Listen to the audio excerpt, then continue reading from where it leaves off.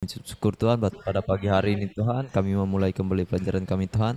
Engkau berkati hamba-Mu Pak Jerry yang akan mengajar kami dan Kau berkati kami di tempat ini Tuhan. Kau tambahkan pengetahuan daripada Kau kepada kami Tuhan, supaya kami memahami apapun yang disampaikan oleh hamba-Mu Tuhan. Tuhan, kami menyerahkan pelajaran ini ke dalam tangan-Mu, hanya di dalam nama Tuhan Yesus Kristus. Haleluya. Amin. Ya, kita berterima kasih kepada khususnya kepada Pak Jerry yang dengan setia ya mengajar, dan kita berterima kasih juga Tuhan memberikan kita teknologi sehingga ini bisa di live streaming, bisa di Zoom dari hosting dari Houston, dikirimnya ke Singkawang dan diberikan dari Manado, lalu di-share oleh teman-teman di Agape Anis, Naomi ada di Alor, ya luar biasa sih kalau kita lihat ya. Ya silakan, kita berterima kasih dan kita gunakan teknologi sebaik mungkin ya. Tuhan berkati. Silakan Pak Sujadi. Ya, terima kasih. Terima kasih untuk kesempatan yang diberikan di hari terakhir ini. Saya bilang sama teman-teman, memang sudah tidak ada kuliah, tetapi selalu saya berikan sebenarnya semacam open session. Open session itu saya ingin adik-adik itu mengambil inisiatif untuk kan pasti ada pikiran-pikiran yang terselip yang dalam perjalanan perkuliahan tidak sempat ditanya, dan dalam perjalanan kuliah menimbulkan pertanyaan. Kalau proses itu terjadi ya pada diri adik-adik, itu berarti sebenarnya adik-adik betul-betul masuk dalam satu proses pembelajaran ya. Kalau toh ada pertanyaan yang saya tidak bisa jawab, saya janji akan saya jawab dengan tertulis lewat WhatsApp, lewat email. Tetapi yang penting bahwa adik-adik memunculkan adanya pertanyaan yang memunculkan adik-adik, berarti itu kan ada curiosity, dan proses pendidikan pembelajaran ini berjalan dengan berhasil pada tingkat itu. Ya, jadi pada yang terakhir ini saya ingin sekali dengar itu bagaimana adik-adik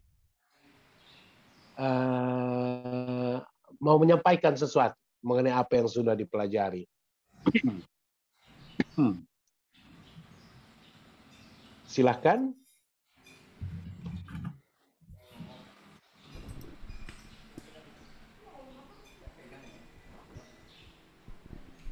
Mulai dengan Salvika ya, bisa Salvika ya.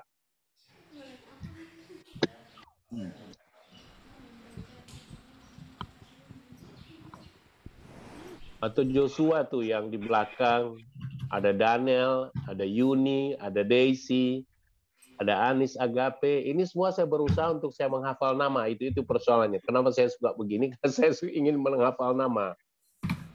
Oke, Salvika dulu ya. Go ahead ya.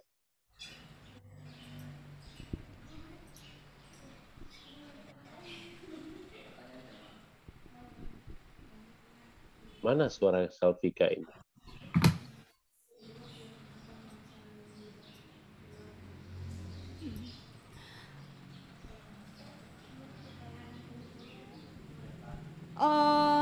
Ya Pak. Ya. Saya ada. Kan ya kemarin kan belum dijawab kan Pak, juga kami kan kemarin belum juga ketemu, belum dapat tentang kerajaan Yehuda dan kerajaan Israel itu Pak, kemarin yang dipulihkan, yang kapan dipulihkan itu kan kemarin kami belum dapat Pak. Jadi mungkin saya mau langsung bertanya kepada Bapak. Jadi Pak, tentang pemulihan itu mungkin itu terjadi kapan Pak?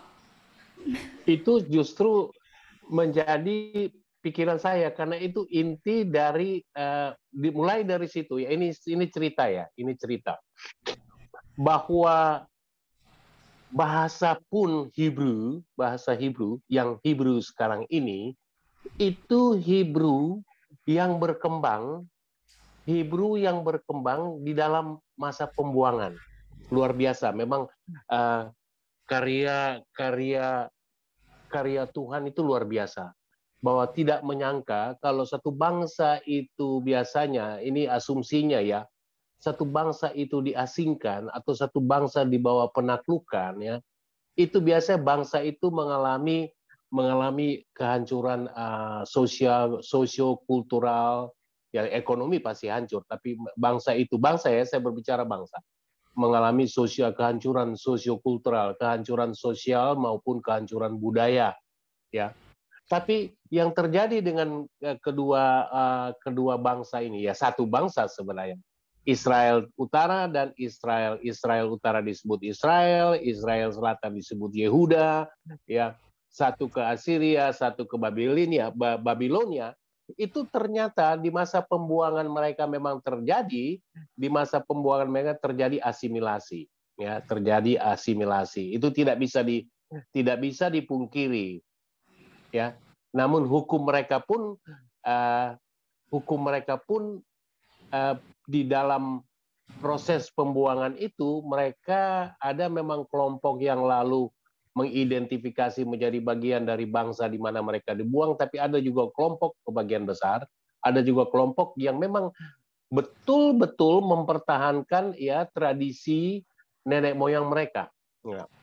Tetapi juga bahwa dia hidup dengan satu bangsa, dia tidak bisa untuk sama sekali menutup diri sama sekali. Contohnya itu bahasa yang sekarang ini dipakai oleh orang-orang Yahudi sendiri adalah bahasa yang berkembang semasa mereka dalam pembuangan.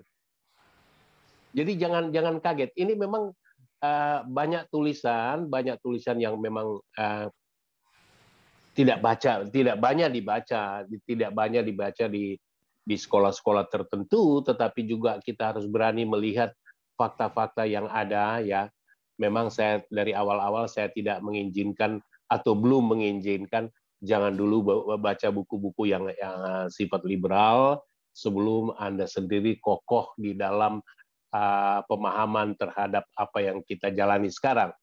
Nah, memang kalau membaca buku-buku yang ya sedikit liberal, maka mereka akan mengatakan, oh ini sebenarnya ini terjadi pada saat pembuangan. Itu satu ya. Ini dalam rangka yang saya mau jelaskan sama Saltika. Nah, yang kedua, bahwa di dalam masa pembuangan itu, orang-orang Yahudi ini juga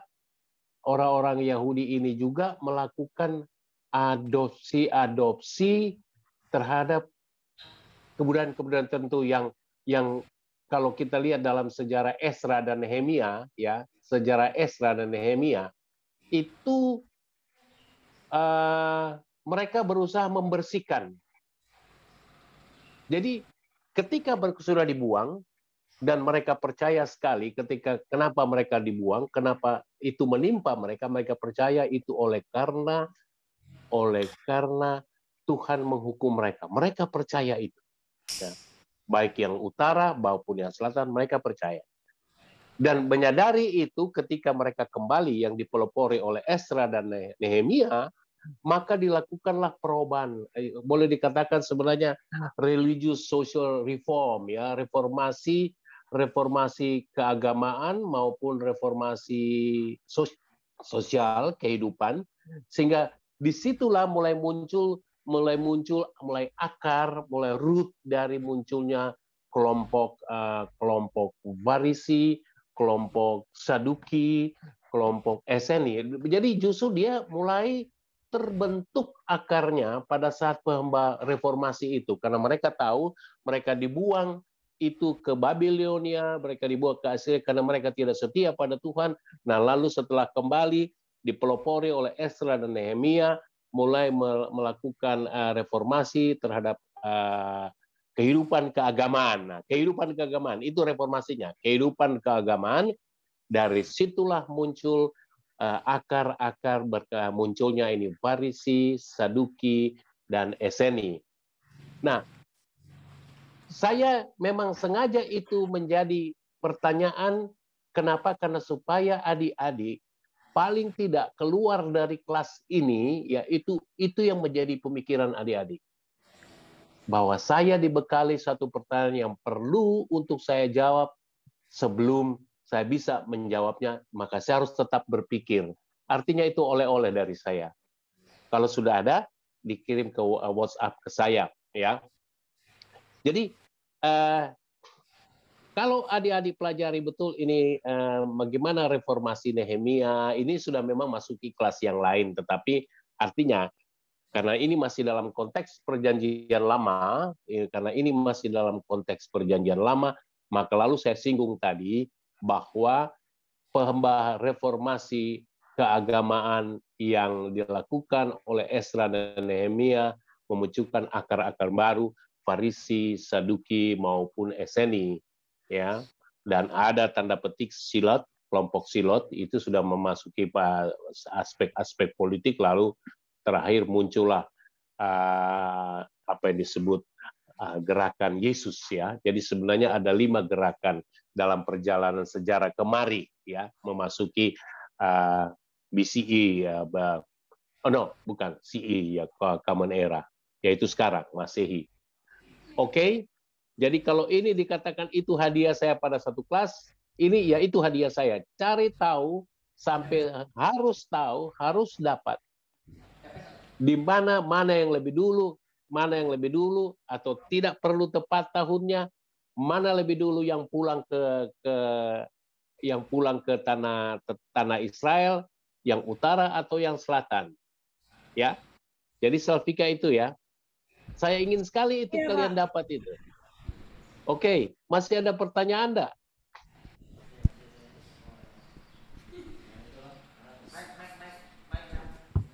Joshua itu kan selalu duduk di belakang. Mana Joshua? Saya nggak bisa lihat, tapi saya tahu dia selalu duduk di belakang.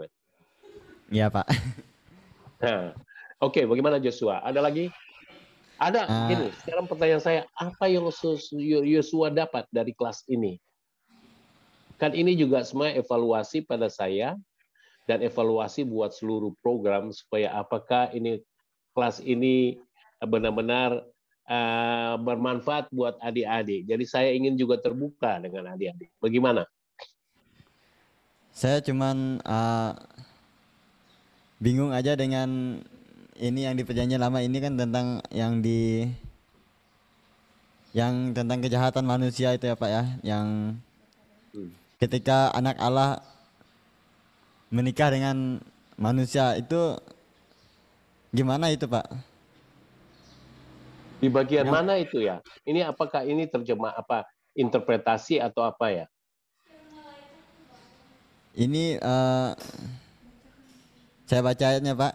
Ya, silakan. Itu di Kejadian pasal 6 ayat yang pertama. Ketika manusia itu mulai bertambah banyak jumlahnya di muka bumi dan bagi mereka lahir anak-anak perempuan. Maka anak-anak Allah melihat bahwa anak-anak perempuan manusia itu cantik-cantik. Lalu mereka mengambil istri dari perempuan-perempuan itu, siapa saja yang disukai mereka. Nah ini gimana Pak? Saya masih bingung Pak. Ini kan bingungnya apakah itu beristri lebih dari satu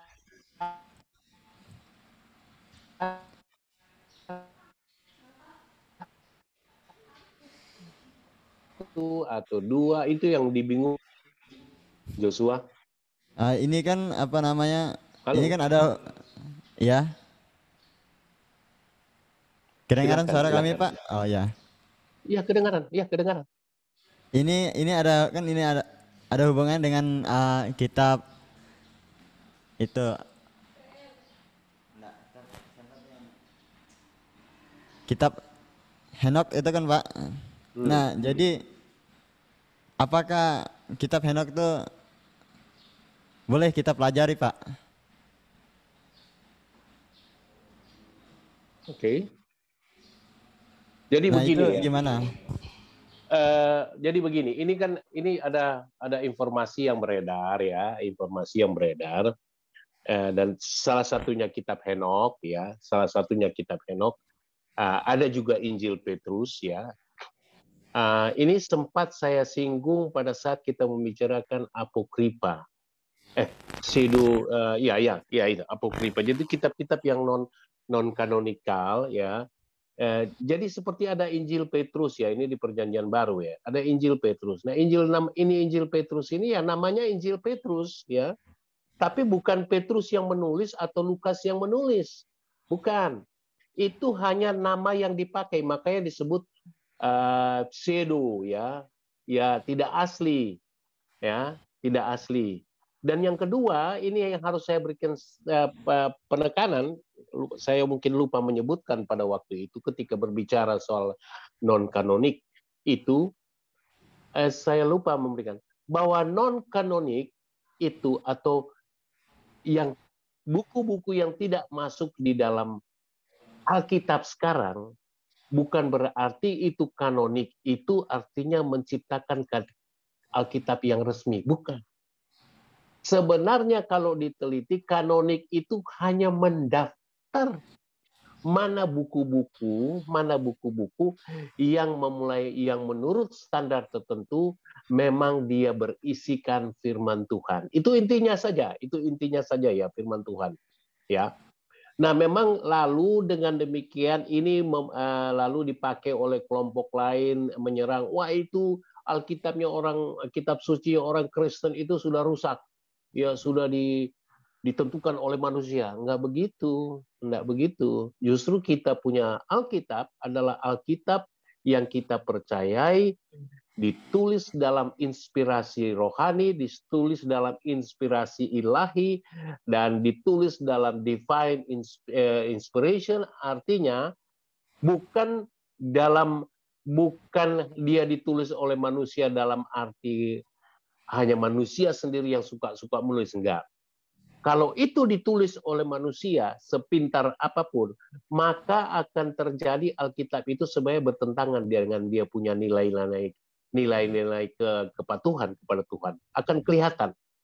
Tapi lihat, karena itu dipercayai, dituntun, dipercaya di waktu seorang penulis menulis, dia diinspirasikan oleh Roh Kudus, sehingga dipercayai buku itu adalah buku yang memang disampaikan oleh Tuhan. Sehingga tidak mungkin Tuhan itu bertentangan. Karena the great author itu adalah Tuhan itu sendiri. Manusia hanya menuliskan, ya itu dia. Nah, itu yang kedua. Nah, yang ketiga, mau baca buku Henok silahkan, tetapi asal Anda betul-betul paham dengan apa yang Alkitab secara inti ajarkan kepada kita. Tuhan kita adalah Tuhan yang kita percayai, Tuhan kita adalah yang menciptakan langit dan bumi, dan Alkitab ini adalah Alkitab, isi Alkitab ini kita percaya adalah firman Tuhan. Itu intinya adalah firman Tuhan. Sehingga buku-buku lain yang tidak masuk dalam kanonik, yang ekstra kanonik Perjanjian Baru atau Perjanjian Lama, itu adalah buku-buku yang menurut para tua-tua, pemuka-pemuka gereja, yaitu bahwa itu tidak berisikan firman Tuhan. Contoh, Injil Petrus, namanya Injil Petrus, tapi bukan berarti dia masuk di dalam Perjanjian Lama. Baru ada Injil Maria. Ada juga namanya Injil Maria, tapi bukan berarti dia itu adalah yang dimasukkan di dalam Perjanjian Baru. Ya, itu ya. Memang orang ribut dengan itu, tapi sebenarnya kalau saya tidak terlalu ya. Artinya itu sebagai pengetahuan baik, tapi itu tidak akan mengganggu iman saya kepada Alkitab ini, kepada Tuhan. Nah, yang kedua adalah tiga. Yang ketiga itu mengenai perkawinan dengan anak-anak manusia, mengambil perempuan-perempuan yang cantik, dan itu menjadi pertanyaan dari Yosua. Menurut saya di zaman dulu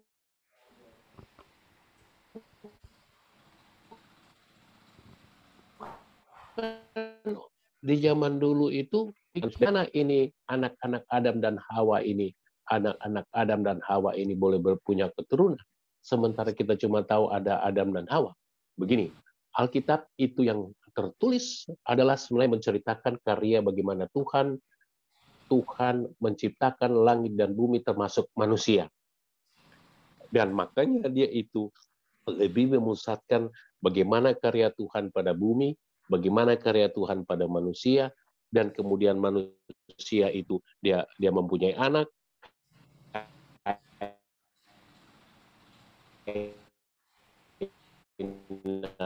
Habel, tapi ada keturunan lain dan ada keturunan yang Tuhan tentukan. Makanya itu garis keturunan itu zaman dulu penting sekali untuk tidak menyimpang dari perkawinan di luar garis keturunan yang diinginkan. Contoh ketika Abraham minta dia punya pesuruh, berjanjilah padaku bahwa engkau akan mencarikan anakku seorang wanita dari keluarga kita. Ya kan? Itu baca itu di Perjanjian Lama. Sehingga dia orang itu yang disuruh itu untuk mencari mencari istri buat Ishak, itu harus bersumpah akan ambil perempuan dari keluarganya, bukan dari mana-mana. Karena garis keturunan itu penting, apalagi di orang-orang Yahudi, ya dari situlah sebenarnya itu bagaimana mereka menjaga pemurnian keturunan yang percaya kepada Yahweh, ya, pada Yahweh, ya. Mereka tidak menyebutkan Yahweh, mereka takut mengatakan kata-kata itu, ya. Begitu Joshua? Iya, Pak. Ya.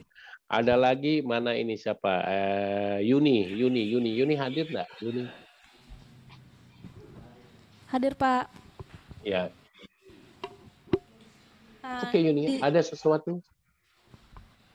Saya mau bertanya, Pak, tentang kan sekarang kan ada banyak orang dengan yang masih memegang hukum Taurat di zaman dahulu. Misalnya ada yang tidak boleh makan binatang yang tidak bersisik, seperti tidak boleh makan lele, seperti itu, Pak. Bagaimana kita menanggapinya, Pak? Nah, oke, mungkin nanti Yuni belum akan bisa dapat. Tetapi ajaran kekristenan kita, ingat ketika Yesus itu bersilang pertanyaan dan jawaban antara orang Yahudi dan orang Farisi, ya, mengenai kebiasaan yang mereka lakukan. Ada kebiasaan yang menurut hukum Taurat yang mereka masih jalani, ada kebiasaan yang menurut budaya nenek moyang yang mereka masih jalani, ya kan? Dan ketika Yesus itu harus menolong orang, menyembuhkan orang di hari Sabat, ya. Lalu dia mendapat tantangan daripada kelompok Yudaisme. Nah, kelompok Yudaisme itu sebenarnya kelompok Yudaisme yang di dalamnya itu yaitu Farisi, ya, di dalamnya itu ada Saduki, di dalamnya ada kelompok Eseni. Jadi saya bilang aja secara menyeluruh kelompok Yudaisme, ya, itu yang menentang bahwa menganggap Yesus melawan kitab Taurat, Yesus melawan budaya nenek moyang. Gitu? Lalu Yesus bilang, kalau anakmu jatuh, kalau anakmu masuk di dalam sumur pada hari Sabtu, pada hari Sabat, saya tidak harusnya sebut hari Sabtu, pada hari Sabat, apakah kamu akan membiarkan anak? Itu sebenarnya pertanyaan yang sangat menantang karena bertentangan langsung dengan bagaimana memperhadapkan mereka dengan aturan mereka sendiri, dengan kepercayaan mereka sendiri menurut kitab Taurat.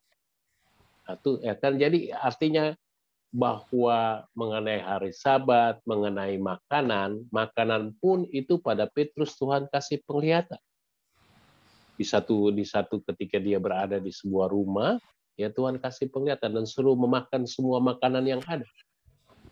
Baru dia bilang, Tuhan, apakah saya tidak akan memakan makanan yang najis? Cari itu di Petrus, ya, makanan yang najis. Nah, dari situ sebenarnya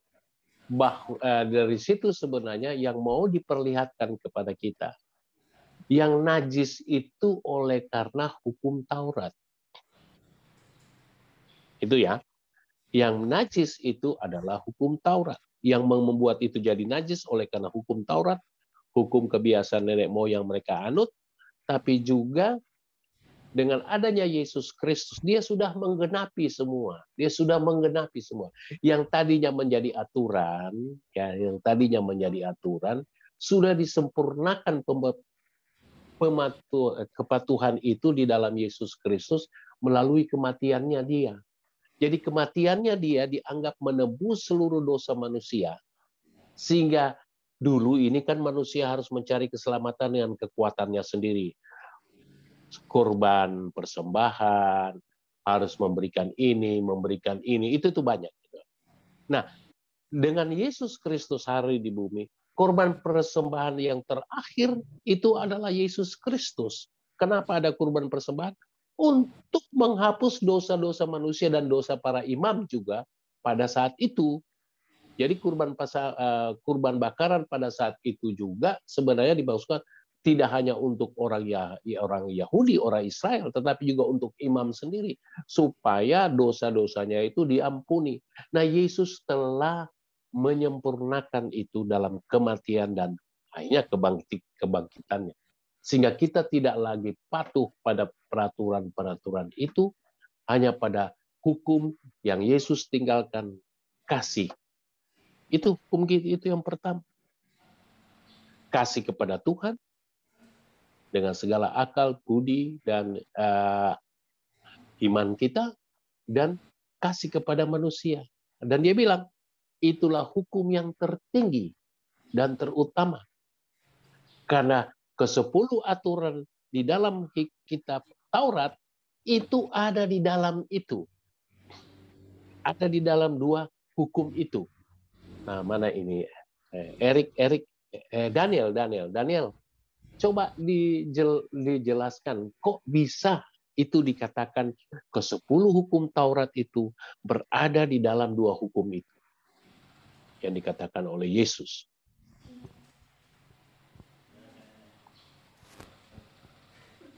Mana Daniel? Saya Pak. Ya, coba berusaha jawab ya. Bagaimana? Ya, dicoba-coba lah.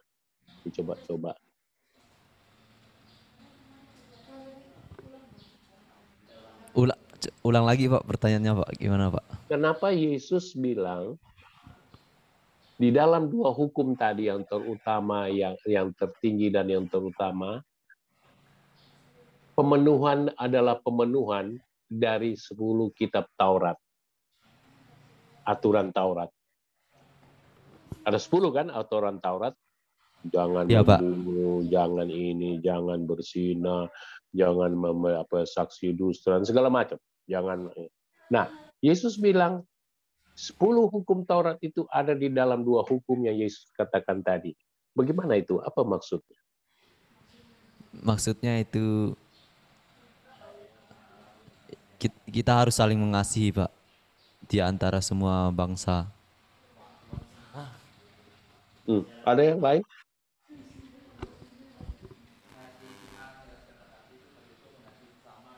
Ada yang lain mau coba bantu pada Daniel, pada Daniel ya.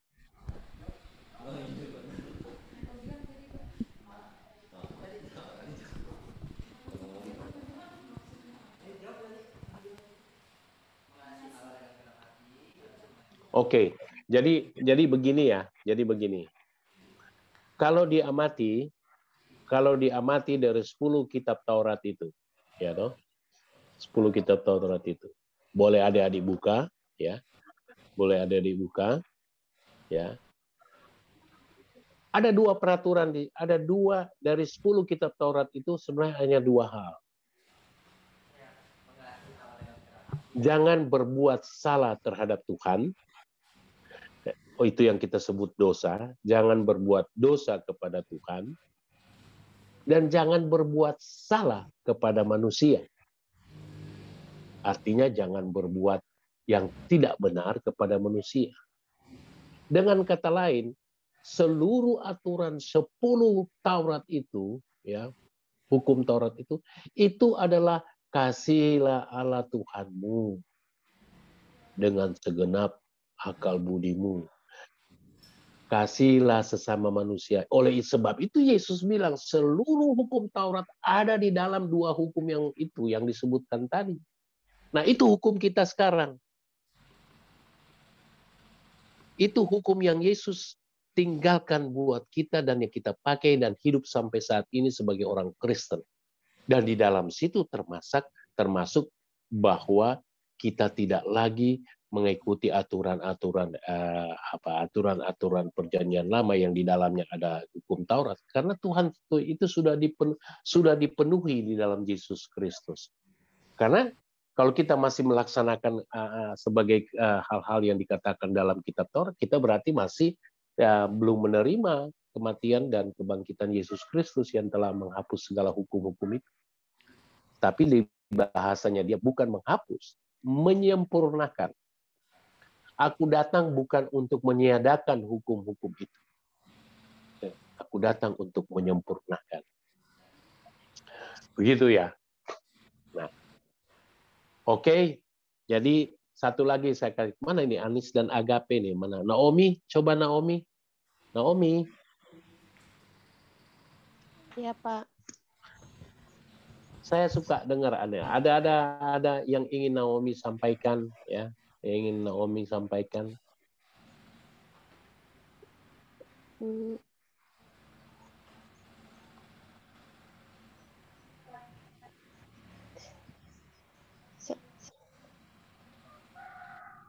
Tidak, Pak. Ya. Tapi kalau pertanyaan saya Nggak ada. Pak. Nah, coba. Kalau saya bisa jawab, saya jawab. Kalau nanti saya jawab dengan WA. Bagaimana?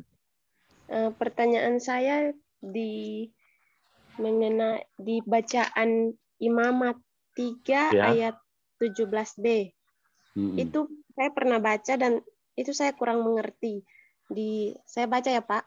Ya. Inilah suatu ketetapan untuk selama-lamanya bagi kamu turun-temurun di segala tempat kediamanmu. Janganlah sekali-kali kamu makan lemak dan darah. Itu artinya bagaimana ya, Pak? Tuhan melarang kita untuk memakan lemak dan darah. Ya, baik. Kembali pada penjelasan tadi, bahwa di dalam Yesus Kristus semua aturan telah dipenuhi. Jadi kita sudah dianggap sudah melakukan aturan-aturan itu. Namun dengan satu iman baru, bahwa kita sudah diselamatkan, kita tidak perlu mentaati aturan-aturan perjanjian sebagaimana ada di perjanjian lama, karena kita sudah ada aturan baru di dalam Yesus Kristus yang sudah memenuhi, yaitu adalah kasih Tuhan Allahmu, kasih sesama manusia.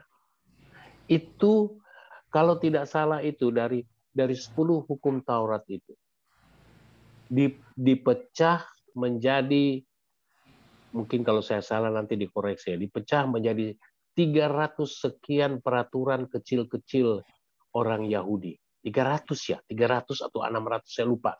Jadi 300 peraturan kecil-kecil. Jadi dari 10 hukum Taurat itu dipecah lagi, dirincikan sampai jumlahnya 300.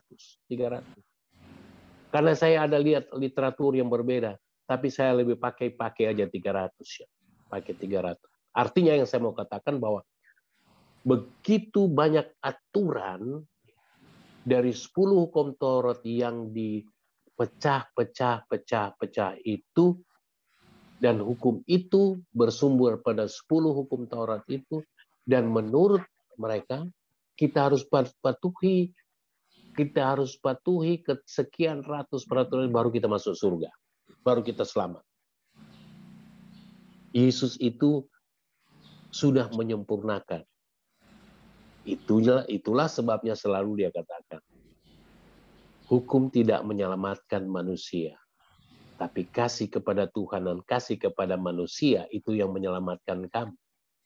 Nah, mengenai lemak dan darah ya, ada berapa aliran gereja yang walaupun sudah Kristen, darah juga mereka makan. Ya, nggak perlu saya bilang gereja mana. Karena ini masalah, kalau saya tinggal masalah teologis yang akhirnya sampai kepada aturan gereja. Ya, karena darah sebenarnya ini intinya, karena kita ambil intinya saja. Darah itu kan melambangkan kehidupan. Ya.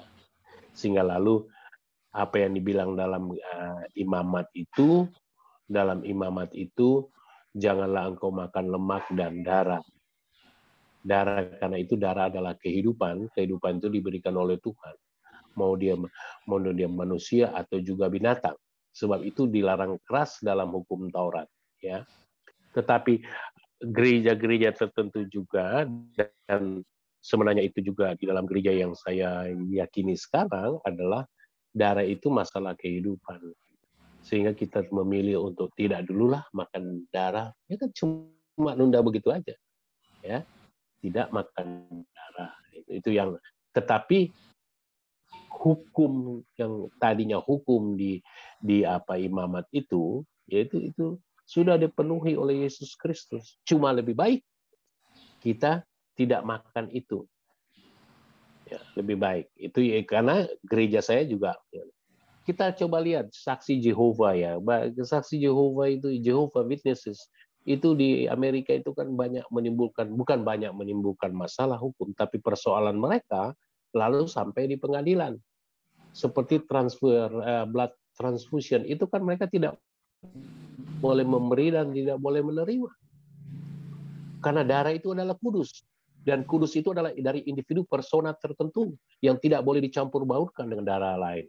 Tetapi kembali, yang diutama sehingga ada orang lain menerima transfusi darah, itu karena melihat ada kehidupan yang harus diselamatkan. Sama juga dengan Yesus Kristus, yang sebenarnya mengatakan, kalau anakmu masuk di sumur pada hari Sabat, apa kamu akan membiarkan? Tidak karena ada aturan hari Sabat tidak boleh bekerja. Ya, jadi Naomi, itu cukup jelas nggak Naomi yang saya sampaikan ya, terutama ini saksi Yehova. Itu saksi Yehova saya jadikan contoh karena banyak putusan pengadilan yang waktu saya sekolah itu saya baca putusan-putusan pengadilan mengenai kasus-kasus Jehovah Witnesses, saksi Yehova. Ya Pak. Oke, terima kasih. Saya senang Naomi, senang kalau kamu boleh berbagi juga cerita mengenai keadaan gereja di Alor, dengan begitu juga teman-teman di Kalimantan, termasuk saya di Manado. Kita juga punya bayangan ya bagaimana, karena kita persoalannya tidak ada waktu atau belum punya kesempatan untuk datang ke Alor. Tapi jika Tuhan mengizinkan saya boleh datang ke Alor, saya akan pergi. Yang saya jadi pikiran saya itu Kupang, Rote, dan Alor. Ya, itu pulau-pulau yang saya sudah kenal sejak saya masih SD ya. Dulu kok ditulis bukan Rote, Roti, Pulau Roti. Kebanyakan orang-orang di Indonesia yang pinter-pinter sekolah-sekolah tinggi yang berasal dari Alor dan berasal dari Rote, orang-orang pinter pada umumnya. Ya. Oke, ya, ada lagi?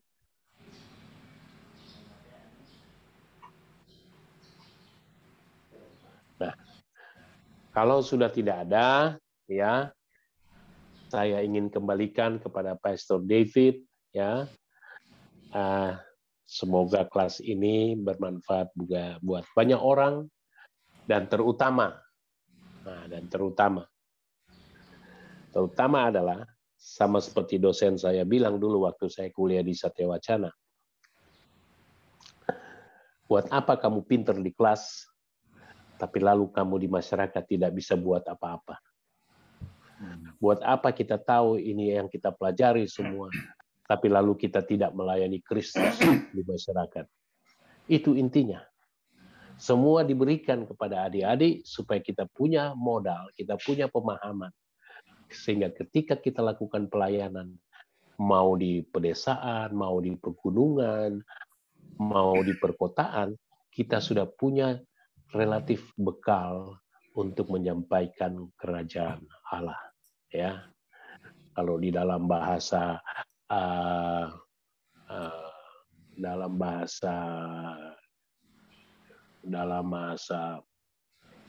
Latin, Majorem Dei Gloria, semuanya untuk kemuliaan Tuhan. Amin. Ya, amin.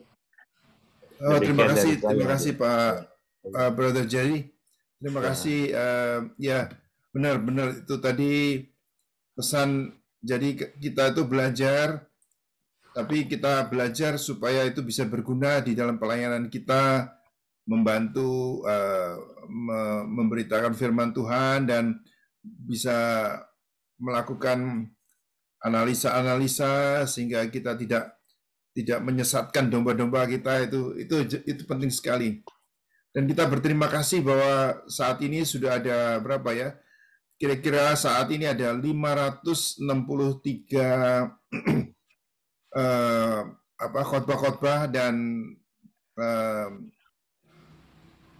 distance learning dari BISOM yang untuk adik-adik semua bisa pakai itu di dalam pelayanan. Ada 563 jam, masing-masing 1 jam yang bisa dipakai untuk menambah wawasan, untuk jadi dari berbagai sumber dan semua dari guru-guru di BISOM dan semua dosen-dosen yang berkualitas dan punya jam terbang yang tinggi. Jadi sudah cukup makan banyak garam, asam garam di dalam pelayanan itu. Jadi dan bisa menafsirkan homiletics, hermeneutik, semua ada di situ ya. Jadi tinggal sekarang Anda semua bisa menggalinya itu dan bisa menambah wawasan sendiri, bisa mengembangkan diri sendiri. Ya sekarang ya masih ada Kak Erik yang membantu mengarahkan itu belajar ini, di tes ini. Tapi nantinya kalau Anda sudah sendirian, saudara harus punya kerinduan sendiri untuk menggali itu. Gimana caranya? Ya ini sudah tersedia 563 jam khotbah itu yang seperti khasanah, seperti suatu arsip, suatu archive atau arsip atau khasanah daripada segala khotbah-khotbah daripada guru-guru kita ini yang kita kumpulkan. Jadi benar-benar kita berterima kasih atas semua dosen-dosen yang mengajar dengan setia. Bahkan ada pengalaman-pengalaman pribadi yang diberikan, bagaimana perjuangan mereka dengan jujur mengatakan bagaimana strugglingnya, di mana pergumulan mereka di dalam pelayanan itu bagaimana. Itu Anda semua bisa belajar ya, dan mereka dengan jujur mengatakan, ya seringkali juga ada kegagalan, tapi itu bisa bangkit lagi. Tapi semuanya ini dimaksudkan supaya kita menggenapi amanat agung daripada Tuhan, itu mengabarkan firman Tuhan, menjadikan semua bangsa murid Tuhan ya. Ya terima kasih, gitu aja. Tidak tahu apakah Pak Ya, Jerry terima mau kasih. menambah. Ya, dari saya sudah, Pastor David. Saya bersuka cita di dalam kelas ini. Ya. Halo? Ya. Ya, jadi saya juga minta maaf, misalnya ada keseleo atau kekurangan, maka saya mohon itu dimaafkan, tetapi kalau apapun ada hal-hal lain yang ingin ditanyakan, walaupun kelas ini telah berakhir, silahkan di WhatsApp ke saya, dan supaya saya juga memberikan masukan. Dan seandainya diperlukan nilai buat mereka, saya siapkan memberikan nilai itu kepada mereka. Begitu, tapi semua tergantung dari manajemen. Ya. Terima kasih. Ya nanti bisa dikoordinasi oleh Kak Erik di sini. Saudara Ya, baik. Brother Erik ya. Terima kasih. Ya. Salah satu kita mau menutup dengan doa. Silakan. Baiklah, mari kita berdoa. Kembali Tuhan, kami bersyukur Tuhan bahwa pada pagi hari ini Tuhan kami telah menyelesaikan pelajaran kami Tuhan. Kau berkati hamba-Mu yang telah mengajar kami Pak Jerry Tuhan. Kau berkati pekerjaannya, Kau berkati pelayanannya, dan Kau berkati